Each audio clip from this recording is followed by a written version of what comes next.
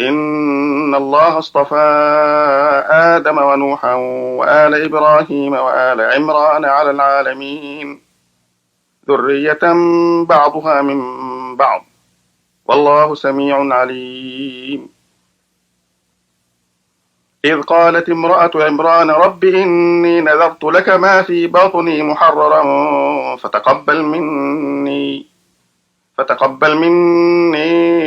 إنك أنت السميع العليم.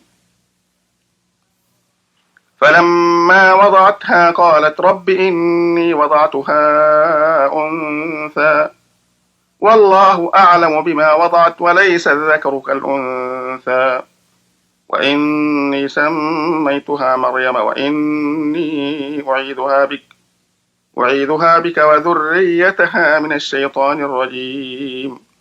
فتقبلها ربها بقبول حسن وأنبتها نباتا حسنا وكفلها زكريا.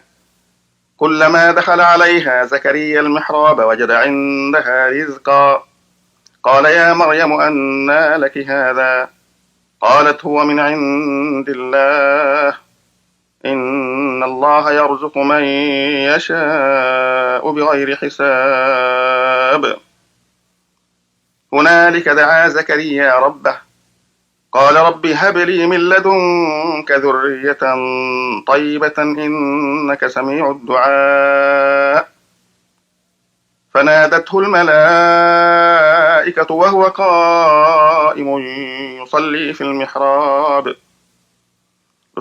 المحراب أن الله يبشرك بيحيى مصدقا بكلمة من الله وسيدا وحصورا ونبيا من الصالحين.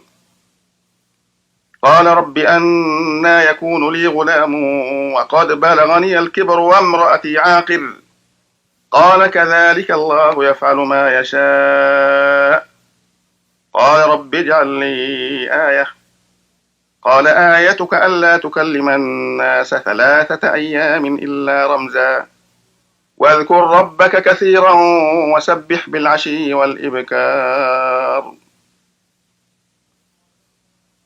وإذ قالت الملائكة يا مريم إن الله اصطفاك وطهرك واصطفاك على نساء العالمين يا مريم اقنتي لربك واسجدي واركعي مع الراكعين. ذلك من أنباء الغيب نوحيه إليك وما كنت لديهم إذ يلقون أقلامهم أيهم يكفل مريم وما كنت لديهم إذ يختصمون. إذ قالت الملائكة يا مريم إن الله يبشرك بكلمة منه اسمه المسيح عيسى ابن مريم وجيها في الدنيا والآخرة ومن المقربين ويكلم الناس في المهد وكهلا ومن الصالحين. قالت رب أنى يكون لي ولد ولم يمسسني بشر قال كذلك الله يخلق ما يشاء إذا قضى أمرا فإنما يقول له كن فيكون.